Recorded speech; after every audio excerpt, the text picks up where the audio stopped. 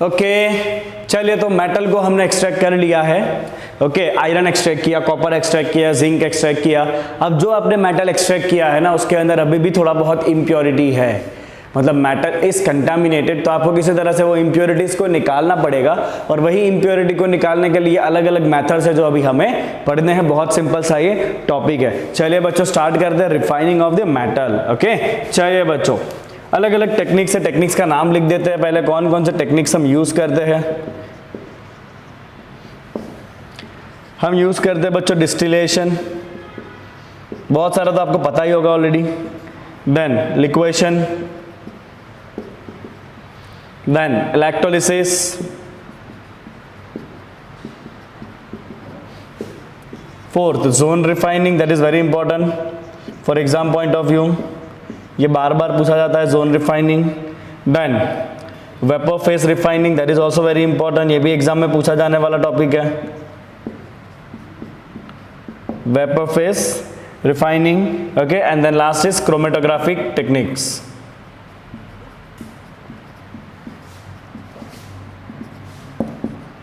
Right, तो इतने main method के बारे में हम डिस्कशन करेंगे, and the last 3 methods are important. पहले 3 मेथड तो कुछ नहीं है, 2 लाइन के खत्म हो जाएंगे। राइट, चलिए सबसे पहले बात करते हैं, आ जाइए फर्स्ट मेथड के बारे में, डिस्टिलेशन।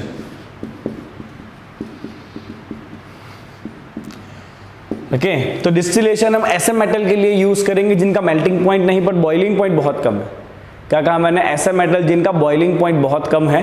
तो अगर आपके पास कंटामिनेटेड मेटल है, उसको आप गर्म करोगे करोगे करोगे, और अगर मेटल का बॉइलिंग पॉइंट कम है तो मेटल डेफिनेटली क्या हो जाएगा? मेटल वेपर के फॉर्म में कन्वर्ट हो जाएगा, इम्प्योरिटीज ऐसे कैसे ही रह जाएगी सॉलिड फॉर्म में। और जो मेटल वेपर के फॉर्म में कन्वर्ट हुआ है उसको आप अलग जगह पे लेके वापस कंडेंस करोगे तो वो जो मेटल है वो वेपर में से वापस लिक्विड और फिर सॉलिड फॉर्म में कन्वर्ट हो जाएगा, and that is called as distillation method. चलिए, तो डिस्टिलेशन हम करेंगे बच्चों useful for the low boiling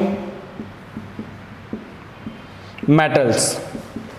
right, क्योंकि हमें इजीली वेपर बना देना है। क्या करना है? हमें मेटल का इजीली वेपर बनाना है, और इसके लिए हम ऐसे ही मेटल लेंगे जिसका बॉइलिंग पॉइंट कम है, जैसे कि zinc and mercury.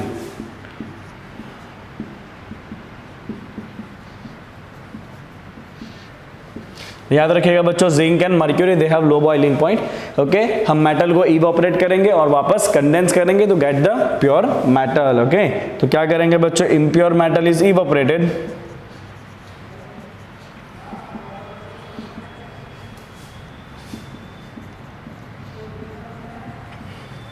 Okay, to obtain the pure metal as distillate। Okay, तो इन शॉर्ट आपको इम्प्योर मेटल को गर्म करना है, मेटल इवोपरेट हो जाएगा, इम्प्योरिटी सॉलिड फॉर्म में ही बच जाएगी, फिर जो आपका वेपर बना है उस वेपर को आप अलग जगह पे लेके वापस कंडेंस कर लो तो मेटल सेपरेट हो जाएगा प्योर फॉर्म में। Right, and that is used for the zinc and mercury, that's the first method. चलिए, सेकंड मेथड है बच्चों लिक्वेशन। आपको नाम में ही दिख रहा है कि आपको मेटल को क्या करना है बच्चों? लिक्विफाई करना है। ओके, तो ये ऐसे मेटल के लिए यूज करेंगे जिनका मेल्टिंग पॉइंट कम है। ओके, तो बेसिकली यहाँ पे बहुत सिंपल सा एक टेक्निक है बच्चों, ऐसे एक स्लोप होगा, ओके, और यहाँ पे रखा होगा मेटल को, इम्प्योर सैंपल, और जैसे यहाँ से आप गर्म करोगे तो मेटल का मेल्टिंग पॉइंट कम है, मेटल मेल्ट हो जाएगा और ये स्लोप से धीरे धीरे नीचे आएगा, और फिर यहाँ पे हम उस मेटल को जमा करेंगे। Very simple, right. तो this is use for low melting metals, low melting है जिसका मेल्टिंग पॉइंट कम है। It is use for low melting metal, जैसे कि टीन। Okay, fine. चलिए, और कुछ करने का नहीं है, टीन भी यूज कर सकते हो, इसमें लेड भी हो सकता है, लेड एंड टीन बोथ है वेरी लो मेल्टिंग पॉइंट। मैंने मेथड आपको यहाँ पे बता दिया है, एक स्लोप होगा, स्लोप के ऊपर हम मेटल रखेंगे, मेटल को गर्म करेंगे, मेटल का मेल्टिंग पॉइंट कम है, मेटल बहुत इजीली लिक्विड के फॉर्म में कन्वर्ट हो जाएगा, लिक्विड मेटल स्लोप से गिरते गिरते कहाँ पे आएगा? कंटेनर में आएगा, और जो इम्प्योरिटी है जिसका मेल्टिंग पॉइंट हाई है वो सारे इम्प्योरिटी सॉलिड फॉर्म में ऊपर ही रह जाएंगे, वो नीचे आने वाले नहीं है। चलिए, 2 मेथड हो गए बच्चों। तीसरा मेथड इलेक्ट्रोलिसिस, जो आपने सीखा ही है। इलेक्ट्रोलिसिस शायद आप जिंदगी में 2-3 बार ऑलरेडी सीख के आए हो, इलेक्ट्रोलिसिस हम कैसे करते हैं वो आता है ना आपको, है ना। तो इलेक्ट्रोलिसिस में हम क्या करेंगे बच्चों? प्योर मेटल और इम्प्योर मेटल के सैंपल लेंगे, इम्प्योर मेटल को हम एनोड बनाते हैं, प्योर मेटल का एक वायर लेके उसको कैथोड बनाएंगे, और जो इलेक्ट्रोलाइट है उसके अंदर क्या रखेंगे? सॉल्ट ऑफ द मेटल, जो आपको प्योरीफाई करना है। है ना। इलेक्ट्रोलाइट कौन सा रखेंगे, सॉल्ट ऑफ द मेटल, जिसको हम प्योरीफाई करना चाहते हैं। तो इलेक्ट्रोलिसिस में हम क्या करेंगे, एनोड के ऊपर रखते हैं impure metal sample, right. Cathode हम रखेंगे पतला सा एक प्योर मेटल का wire,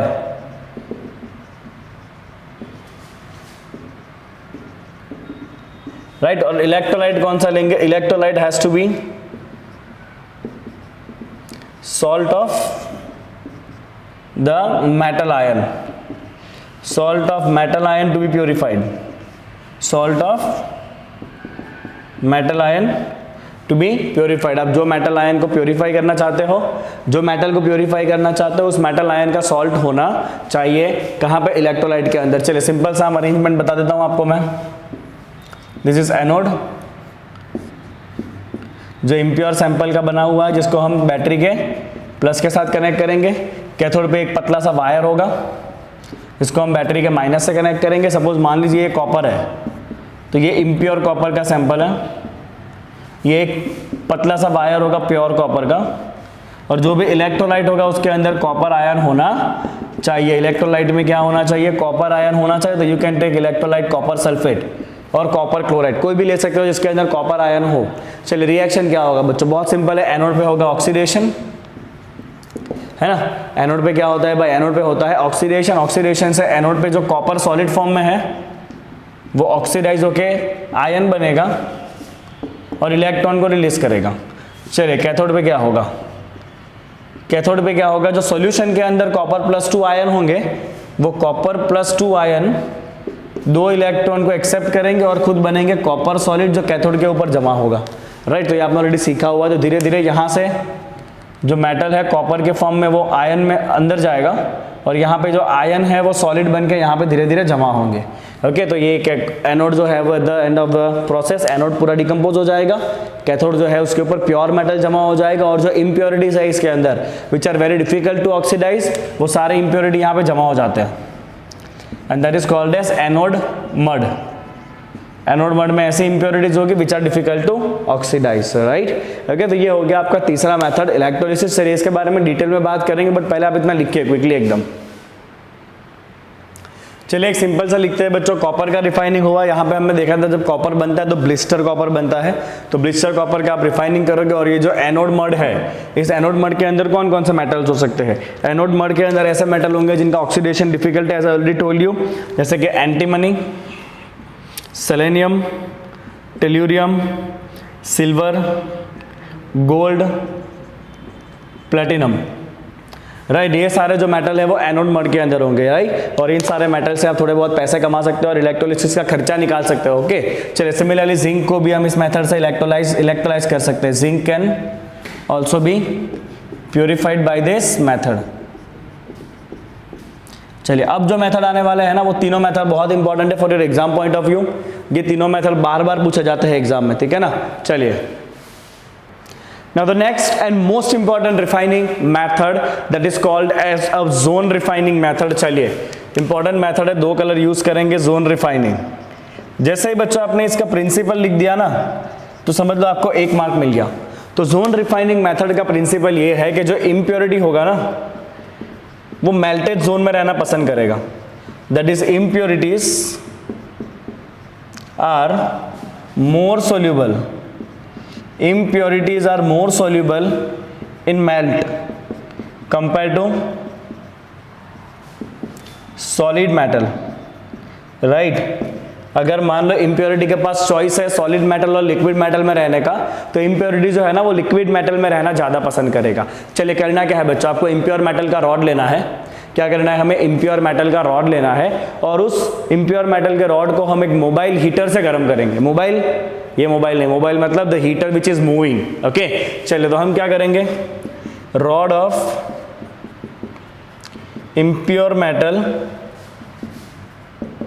is heated with mobile heater. चलिए अब बता देता हूं पूरा प्रोसेस क्या है वो। तो let's say this is the impure metal, right. ये इम्प्योर मेटल का रॉड है। ओके हमें इसको गर्म करना है, but we will make sure कि हम इसको ना इनर्ट एटमॉस्फेयर के अंदर रखेंगे। कहाँ रखेंगे बच्चों? इसको हम इनर्ट एटमॉस्फेयर में रखने वाले हैं, ताकि जब ये गर्म हो तो आजू बाजू के ऑक्सीजन के साथ रिएक्शन ना करे। So this is something which will provide the inert atmosphere. Okay चलिए इसको गर्म करना पड़ेगा। तो इसको गर्म करने के लिए हम लेंगे मोबाइल हीटर। ये है आपका मोबाइल हीटर, ये इसको गर्म करने का काम करेगा रॉड को। चलिए बच्चों बहुत सिंपल सी बात है, जैसे ये गर्म करेगा तो पर्टिकुलरली ये जो पार्ट है वो थोड़ा सा लिक्विड स्टेट में आएगा सबसे पहले। ओके ये पार्ट कहाँ आएगा? लिक्विड स्टेट में आएगा। इम्प्योरिटी भी उसी स्टेट के अंदर है अभी तो, क्योंकि इम्प्योरिटी को लिक्विड में ही रहना है। अब जैसे ही मोबाइल हीटर को आगे ले जाया जाएगा, व्हाट विल हैपन? जैसे ही मोबाइल हीटर सपोज यहाँ पे आया आपका इस जगह पे, राइट, तो अब क्या होगा बच्चों? ये वाला जो पार्ट है ना वो लिक्विफाई होना चालू करेगा। इससे क्या होगा कि इस पार्ट के अंदर जो इम्प्योरिटी होगा ना, अब ये पार्ट तो धीरे धीरे वापस सॉलिड बनेगा। जैसे ही आप हीटर को आगे ले जाओगे तो जो पीछे वाला पार्ट मेल्ट हो चुका था वो वापस ठंडा पड़ेगा, तो वो पार्ट सॉलिडिफाई होगा।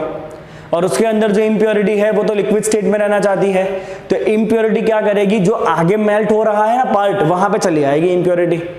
फिर वापस आगे वाला पार्ट जब ठंडा पड़ेगा तो इम्प्योरिटी और आगे वाले पार्ट में चली जाएगी जो मेल्ट हो रहा है। इस तरह से धीरे धीरे सारी इम्प्योरिटी जो है वो पूरे रॉड में से निकल के आखिरी एंड पे आ जाएगी, और उस एंड को आपको काट लेना है। फिर जहाँ पे इम्प्योरिटी जमा हो जाएगी सारी, उसको आपको काट लेना है।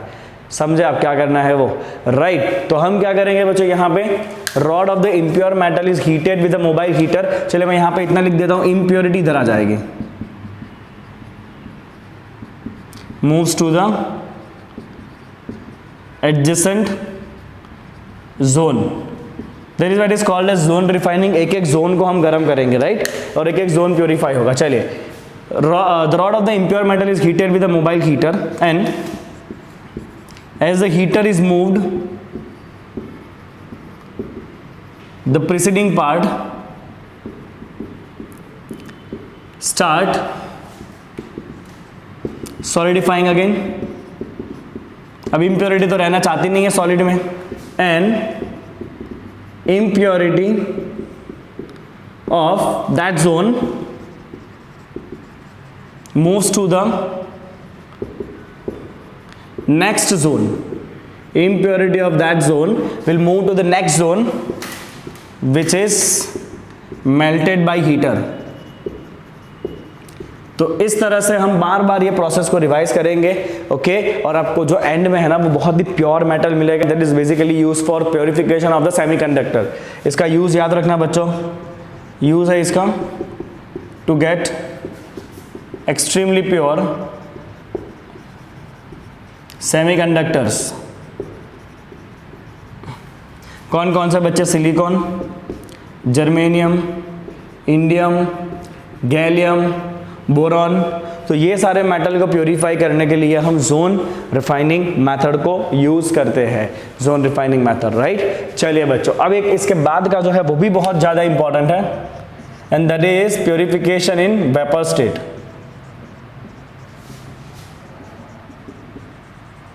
ठीक है, चलिए यहाँ पे आपको मेनली दो मेथड सीखना है। एक आपको सीखना है मॉन्ट कार्बोनिल प्रोसेस और दूसरा आपको सीखना है वान आर्केल मेथड। चलिए देख लीजिए ध्यान से, वेपर फेस रिफाइनिंग या you can say purification in the vapour state. यहाँ पे वेपर फेस रिफाइनिंग लिखा हुआ है। चलिए बच्चों, in this method the metal is converted into volatile compound and collected elsewhere. It is then decompose to give the pure metal. So we have two requirements. चलिए यहाँ पे क्या करना है बच्चों आपको? Metal is converted into volatile compound।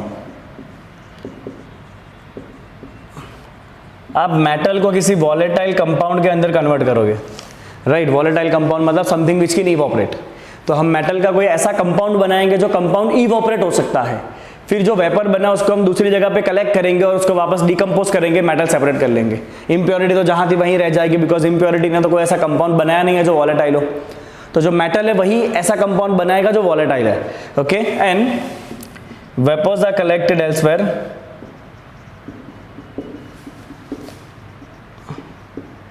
To get, but vapors are collected elsewhere and decomposed to get pure metal, right.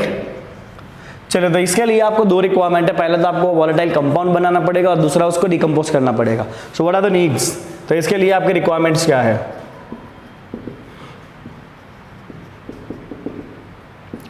पहला, जो भी मेटल है it should make volatile compound,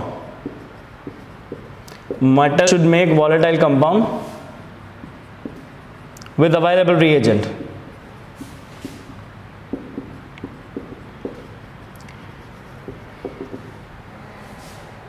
second, जो वॉलेटाइल कंपाउंड बना है वो इजीली डिकम्पोज होने चाहिए, volatile compound should decompose easily to give you the pure metal.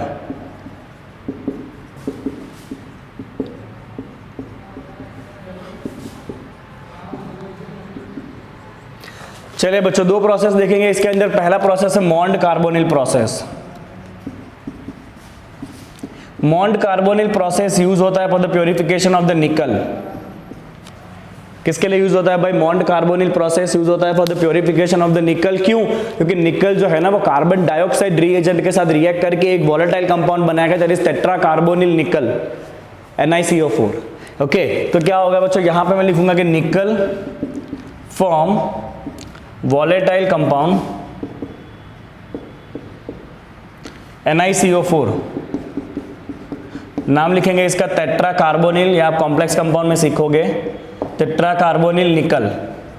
क्या बनाएगा भाई, वो बनाएगा टेट्रा कार्बोनिल निकल बनाएगा। ओके, और फिर वो बहुत इजीली वापस डिकम्पोज भी हो जाएगा, right. Let me read it from this. In this process nickel is heated in a steam of carbon monoxide forming a volatile compound nickel tetra carbonyl. चले रिएक्शन लिखते हैं बच्चों। निकल रिएक्ट करेगा कार्बन मोनोक्साइड के स्टीम से, मतलब carbon monoxide के गैस रिएक्शन करेगा at a temperature of 330 to 350 kelvin. इससे बनेगा आपका compound NiCO4, right, tetra carbonyl निकल, एंड दिस टेट्रा कार्बोनिल निकल इज अ वॉलेटाइल कंपाउंड। कैसा है भाई ये कंपाउंड, आपका वॉलेटाइल कंपाउंड है। This compound is volatile. Okay, मतलब मान लीजिए बहुत सारी इंप्योरिटी के साथ निकल है, अगर निकल के साथ बहुत सारी इंप्योरिटी है तो उसको आपको क्या करना है, कंटेनर में लेना है और उस कंटेनर में आपको कार्बन मोनोक्साइड गैस रिएक्ट करवाना है। तो पूरे जितना भी मेटल है उसमें से जितना निकल होगा ना वो सारा निकल ये कार्बन मोनोक्साइड से रिएक्ट करेगा, NiCO4 बनाएगा और वो वॉलेटाइल होकर फिर बाहर निकल जाएगा। बाकी मेटल जो इंप्योरिटीज है वो कुछ रिएक्शन करने वाला नहीं है, वो वहीं पड़ा रहेगा, खाली निकल ही ये वॉलेटाइल कंपाउंड बनाएगा। ठीक है, चलिए इसको डिकम्पोज करना पड़ेगा।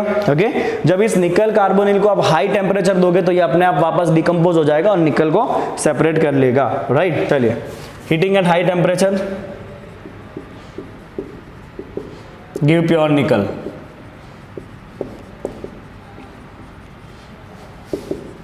तो ये जो आपका NiCO4 बना है उसको आप अलग जगह पे ले लोगे, राइट, उसको जमा करोगे, फिर उसको हाई टेम्परेचर पे गर्म करोगे 450 to 470, तो ये निकल को वापस छोड़ देगा एंड दैट इज प्योर निकल। ये निकल कैसा होगा, प्योर होगा। यहाँ पे इम्प्योर निकल है, बहुत सारे और मेटल का इम्प्योरिटी हो सकता है। तो that's a first metal, first method that is Mond carbonyl process use होता है निकल के लिए, रिएजेंट यूज करेंगे कार्बन मोनोक्साइड। दूसरा आएगा van Arkel method. Van Arkel method में हम प्योरीफाई करेंगे टाइटेनियम को, और टाइटेनियम एंड जिरकोनियम को हम प्योरीफाई करेंगे, राइट। और वहां पे हम रिएजेंट यूज करने वाले हैं आयोडीन को। क्या यूज करेंगे, आयोडीन यूज करेंगे, बट पहले इतना कंप्लीट करिए, उसके बाद इसका सेकंड लिखते हैं van Arkel method. Okay, let's talk about the second method which is van Arkel method. चलिए बच्चों, वन आर्कल मेथड हम यूज करने वाले हैं for the purification of the titanium and zirconium. It is use for purification of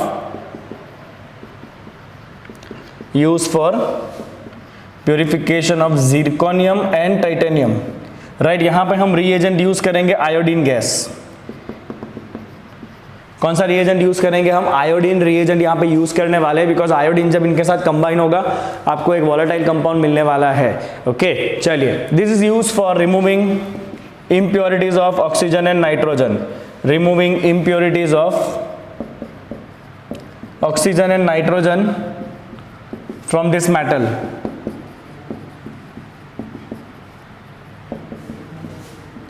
चलिए बच्चों, आपको mainly दो स्टेप में रिएक्शन करना है। राइट। आपको बच्चों 2 स्टेप में रिएक्शन करना है, उसमें सबसे पहला जो स्टेप है वो फर्स्ट स्टेप में आपको क्या करना है बच्चों, फर्स्ट स्टेप में आप रिएक्शन कराओगे जिरकोनियम एंड टिटेनियम का इवैक्यूएटेड चैम्बर में, वैक्यूम चैम्बर लेने वाले हो आप और उसका आप रिएक्शन कराने वाले हो in the presence of iodine, right. तो हम क्या करेंगे, step 1, this metals are heated in evacuated chambers with iodine. चलिए इससे होगा क्या, जिरकोनियम ले लेते हैं, रिएक्ट करो आयोडीन के साथ, ये बनाएगा volatile compound ZrI4। This is the volatile compound ZR, zirconium, right. चलिए अब ये वॉलेटाइल कंपाउंड की वेपर को आप अलग कंटेनर में लोगे। Step 2, vapours of ZrI4 decomposed on tungsten filament at 1800 kelvin temperature. 1800 kelvin पे जब आप गर्म करोगे तो 1800 केल्विन लाने के लिए हम टंगस्टन फिलामेंट यूज करेंगे। टंगस्टन फिलामेंट में से जब करंट पास करेंगे तो डेफिनेटली वो गर्म होता है। आपको पता ही होगा बल्ब के अंदर भी वो टंगस्टन फिलामेंट आता है, नॉर्मल बल्ब की बात कर रहा हूँ, राइट, जो पुराने बल्ब आते हैं उसके अंदर, है ना, और वो गर्म हो जाता है। चलिए तो कुछ नहीं करना है आपको, ZrI4, राइट, टंगस्टन का फिलामेंट होगा, टेम्परेचर है 1800 केल्विन, ये वापस आयोडीन छूट जाएगा and you will get the pure zirconium. ये आदत हो गई है जिंक लिखने की, okay, you will get the pure zirconium. तो ये आपका नेक्स्ट मेथड हो गया बच्चों, one आर्केल method, and this is all about the purification in the vapour state. वापस एक बार मैं आपको कहूंगा बच्चों, 2 मेथड बहुत इंपॉर्टेंट है, एक आपने किया वो जोन रिफाइनिंग और दूसरा ये वेपर फेस रिफाइनिंग। चलिए आखिरी मेथड की बात करते हैं बच्चों, अबाउट द क्रोमेटोग्राफिक मेथड। मे भी आपका लिखना बाकी होगा, लिखिए फटाफट, चलिए इसको। Okay, now the next method is about the chromatography. Chromatography आप ऑलरेडी ऑर्गेनिक केमिस्ट्री में पढ़ चुके हो, वही यहाँ पे भी करना है, ओके। चलिए बता देता हूँ आपको मैं क्विकली अबाउट द क्रोमेटोग्राफी, फिर कुछ मेटल के एप्लीकेशन देखेंगे और खेल खत्म इस चैप्टर का भी। चलिए बच्चों, नेक्स्ट मेथड है क्रोमेटोग्राफी। क्रोमेटोग्राफी का प्रिंसिपल क्या है बच्चों, क्रोमेटोग्राफी का प्रिंसिपल है different components of mixture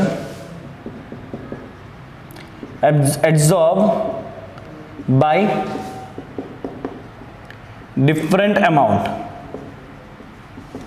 on adsorber, right. Principle है बच्चों इसका कि डिफरेंट कंपोनेंट जो है मिक्सचर के अंदर जो अलग अलग कंपोनेंट होंगे वो अपने साइज के हिसाब से एड्सॉर्बर के ऊपर अलग अलग प्रमाण में, अलग अलग मात्रा में एड्सॉर्ब होंगे। इसका पूरा चैप्टर आप कर चुके हो, है ना, एड्सॉर्प्शन के बारे में, चैप्टर नंबर 5 था, ओके। सो आई होप कि आपको ये सब कुछ याद है, ओके। चलिए करना क्या है बच्चों, सबसे पहले तो हमें जो भी मिक्सचर है उसको एक मीडियम में ले जाना है, ताकि वो मीडियम क्या करेगा, एड्सॉर्बर के ऊपर से पास होगा मिक्सचर को लेके, that is a carrying medium, okay. तो सबसे पहले हम क्या करेंगे बच्चों, हम mixture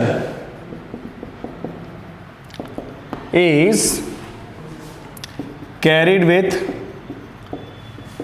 either liquid or gaseous media. Mixture is carried with liquid और गैसियस मीडिया, ओके। चलिए ऐसा कैरी करने के बाद आपको क्या करना है, एंड पास्ड फ्रॉम एड्सॉर्बर, ओके। तो मिक्सचर के अलग अलग कंपोनेंट अलग अलग लेवल के ऊपर एड्सॉर्ब होंगे and they are going to be separated, right. या different components of mixture separate at different levels, different components of the mixture separate at different levels, okay, on adsorber। चलिए separate तो हो गया, उसके बाद उसको वापस एड्सॉर्बर से तो बाहर निकालना पड़ेगा ना, एड्सॉर्बर ने एड्सॉर्ब कर लिया अलग अलग लेवल पे, अब उसको बाहर निकालने के लिए यूज होता है सुटेबल इल्यूएंट, ओके। क्या यूज करते हैं, इल्यूएंट यूज करते हैं, okay. So with use of eluent components of mixture are taken out from the adsorber, ठीक है। आपने बहुत सारे टाइप के एब्जॉर्प्शन सीखे हैं बच्चों। गैस एब्जॉर्प्शन होता है, फिर वो होता है लिक्विड पेपर एब्जॉर्प्शन होता है, या पेपर क्रोमेटोग्राफी होता है, गैस क्रोमेटोग्राफी होता है, राइट। फिर वो कॉलम क्रोमेटोग्राफी होता है। ओके, चलिए किसके लिए यूज करेंगे हम इस मेथड को? अलग अलग लेवल पे एब्जॉर्प्शन करना है, किसके लिए यूज करेंगे? That is used for purification of the metal obtain in a very trace amount.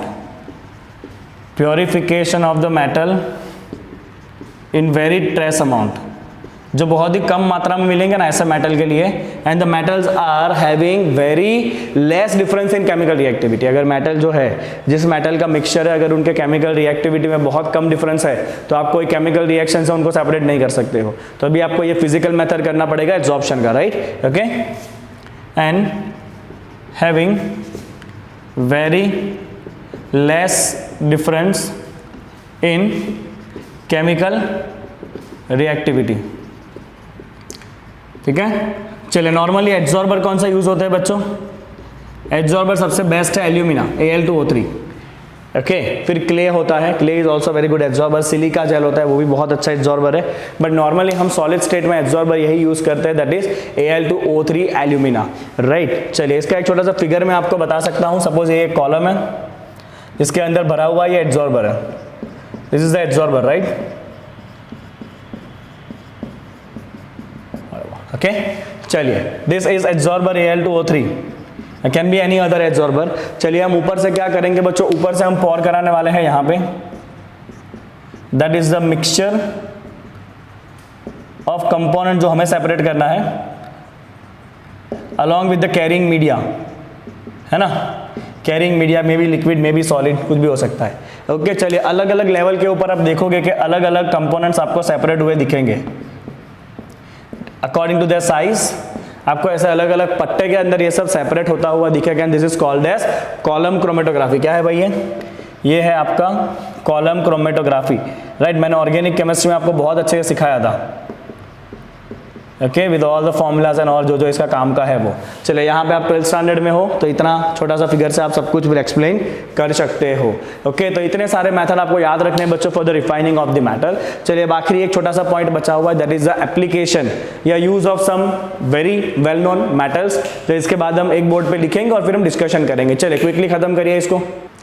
चलिए, तो पिक्चर के अंत में सबटाइटल देखने का बारी है, राइट। पिक्चर के एंड में बताते हैं ना, क्रेडिट्स देते हैं ना, क्रेडिट्स पता है लास्ट में दिखाते हैं कि ये इसका रोल ये था। तो ये आपका पिक्चर का एंड हो चुका है। चलो, तो आपको देखना है बच्चों अलग अलग मेटल के यूजेस क्या है, एप्लीकेशन क्या है, आपको मोस्टली पता ही है। सबसे पहला जो है ना वो एल्यूमिनियम है।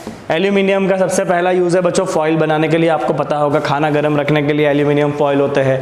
चॉकलेट के रैपर जो है वो भी एल्यूमिनियम फॉइल होते हैं, राइट। ये चॉकलेट के रैपर का ना सबकी जिंदगी में एक बहुत बड़ा महत्व होता है, क्योंकि जब नई नई मोहब्बत होती है ना, तो जब चॉकलेट्स गिफ्ट में मिलते हैं ना, तो उसके रैपर के ऊपर कुछ लिख के उसको लंबे समय तक स्टोर किया जाता है। होता है ना ऐसा, है ना। वो सबके साथ ऐसा होता है, इसमें कोई गलत बात नहीं है। ओके, फिर ऐसा होता है 2, 3, 4 साल बाद वो जब वो बुक निकलती है ना, तो सोचना पड़ता है कि ये चॉकलेट रैपर कहाँ से आया। चले, whatever, so it is used for chocolate wrapper. Okay, the fine dust of aluminium, aluminium की डस्ट जो होगी, छोटे छोटे particle, they are used in paints and lacquers. Okay, paints and lacquers में यूज होगा वो, ठीक है। चलिए, आगे देखते हैं। Extraction of the chromium and manganese from their oxide salt. क्यों? बिकॉज एल्यूमिनियम खुद बहुत ज्यादा रिएक्टिव है। एल्यूमिनियम बहुत रिएक्टिव है, तो एल्यूमिनियम क्रोमियम और मैंगनीज को डिस्प्लेस कर सकता है उसके ऑक्साइड में से, राइट। चलिए, एल्यूमिनियम के वायर बना सकते हो because they are very good conductor of electricity, और एल्यूमिनियम के वायर यूज होते हैं for electricity conduction. Okay, next point देखते हैं बच्चों। एल्यूमिनियम खुद बहुत हल्का होता है, तो एल्यूमिनियम के जो एलॉय है वो आप यूज कर सकते हो, right, because they have a very light weight. And is all about the aluminium.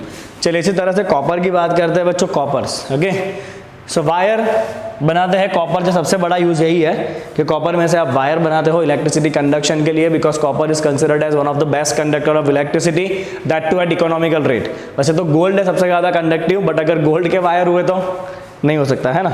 चलिए, okay, next, it is use for water and steam pipes. Water pipe और स्टीम पाइप के लिए आप कॉपर के ही यूज करोगे, बिकॉज आयरन पाइप कोरड हो जाएगा। अगर आपने आयरन पाइप को यूज किया पानी के लिए, तो फिर आयरन पाइप क्या हो जाएगा, कोरोड हो जाएगा अंदर से, राइट। तो इसीलिए आपको कॉपर को यूज करना पड़ेगा पानी या स्टीम की पाइप के लिए। चलिए, कॉपर के जो एलॉय है जिसको नाम देखना है आपको, brass. Brass is the alloy of copper and zinc, bronze is the alloy of copper and tin, coinage alloy is a alloy of copper and nickel, जो कॉइन बनाने के लिए यूज होता है, right. And this all are tougher as compare to the pure copper. Copper के compare में तीनों जो है वो ज्यादा टफ है, ठीक है। चलिए नेक्स्ट देखते हैं जिंक, ओके। तो जिंक का सबसे पहला यूज है आयरन के गैल्वेनाइजिंग के लिए। हम छोटे बच्चे तब से पढ़ के आ रहे हैं, आयरन का गैल्वेनाइज करो कोरड बचाने के लिए, उसके लिए जिंक यूज करेंगे, ठीक है। सेकंड, बैटरी के अंदर यूज करते हो बच्चों, आप याद करो ड्राई सेल याद करो। ड्राई सेल के अंदर एनोड जो था वो जिंक का बना हुआ था, है ना। ड्राई सेल का एनोड जिंक का होता है, ठीक है। फिर एलॉय की बात करेंगे तो जिंक का एलॉय होता है ब्रास अभी यहाँ पे भी देखा हमने, दैट इज 60% कॉपर 40% जिंक। फिर जर्मन सिल्वर मेरा नाम अब याद कर लो, निकुंजा है जर्मन सिल्वर में, nickel copper zinc, okay. That is 40 to 50% nickel, 25 to 30% copper and 25 to 30% zinc. That mixture is called as German silver. ये सारे एलॉय के बारे में आप वापस पढ़ोगे बच्चों जब आप डीएफ ब्लॉक चैप्टर करोगे। डीएफ ब्लॉक चैप्टर में जब आपको ये मेटल्स करने हैं ना, उसके साथ साथ में आप एलॉयज भी सीखोगे, बहुत बड़ा टेबल है इसका, अलग अलग एलॉय के यूज और ये सब आपको करना है वहां पे जाके, ठीक है। चलिए जिंक का डस्ट आप यूज करोगे बच्चों, जिंक वेरी इजीली दूसरे को रिड्यूस कर सकता है, खुद ऑक्सीडाइज हो जाता है, हाईली रिएक्टिव है, तो जिंक को यूज कर सकते हैं हम as a reducing agent in manufacturing of dye stuffs, paints and etcetera, right. चलिए अब आया बच्चों बब्बर से आयरन, है ना। आयरन के तो कितने यूज है, अब आयरन के अलग अलग टाइप है, उसके इंडिविजुअल यूज यहाँ पर लिखे हुए। कास्ट आयरन सबसे पहले आपको पिग आयरन मिलता है, पिग आयरन का इतना कोई काम नहीं होता है। पिग आयरन में से आप थोड़ा बहुत कार्बन निकाल के उसको कास्ट आयरन बनाते हो। कास्ट आयरन सबसे ज्यादा यूजफुल है। चलिए it is used for casting stoves, railway sleepers, gutter pipes and toys, okay. चलिए this cast iron can be used for manufacturing of wrought iron and steel, because wrought iron आप cast iron में से ही बनाते हो, वो silica लीन वाला converter use करके उसके अंदर और सिलिका डाल के हम कुछ रिएक्शन करते हैं, आपको याद होगा, राइट। चलिए wrought iron is the purest form of the iron, जिसका आप यूज करोगे एंकर्स बनाने के लिए, wires, bolts, chains, agriculture implements, इन सब के लिए रूट आयरन यूज करेंगे, ठीक है। चलिए अब आयरन में से आप स्टील बना सकते हो। स्टील को आप दूसरे मेटल के साथ एलॉय करा सकते हो। उसमें अगर निकल स्टील है, मतलब स्टील का आपने निकल के साथ अगर एलॉय कराया है, तो इसको हम यूज करेंगे केबल बनाने के लिए, automobile, airplane parts, pendulum, measuring tapes etcetera, nickel steel, right. चलिए क्रोम स्टील आप यूज करोगे for cutting tools and crushing machines, right. Chrome steel आप यूज करोगे for the cutting tool and the crushing machine. For the cutting tool and the crushing machine what we will use this chrome steel, okay. चलिए इसके बाद की बात करते हैं बच्चों स्टेनलेस स्टील। कितना यूज लिखा हूं मैं आपको, उसके cycle, automobile, utensils, okay, pen, ये सब के अंदर स्टेनलेस स्टील यूज होता है, ओके। चलिए तो ये आपका हो गया बच्चों chapter extraction of the metal पूरा का पूरा कंप्लीट, ओके। और हर एक टॉपिक बोर्ड पे लिखा हुआ था पहले से लेके अभी तक। अगर आपने अच्छे से इसको लिखा है तो आपके पास अभी इसको प्रिपेयर करने के लिए बेस्ट नोट्स है। आपको कोई और जगह से कुछ भी रेफरेंस बुक उठाना नहीं है, आपको खाली और खाली आपके नोट्स के ऊपर भरोसा रख के उसको पढ़ते जाना है, ओके। चलिए इतना आप कंप्लीट करेंगे फटाफट।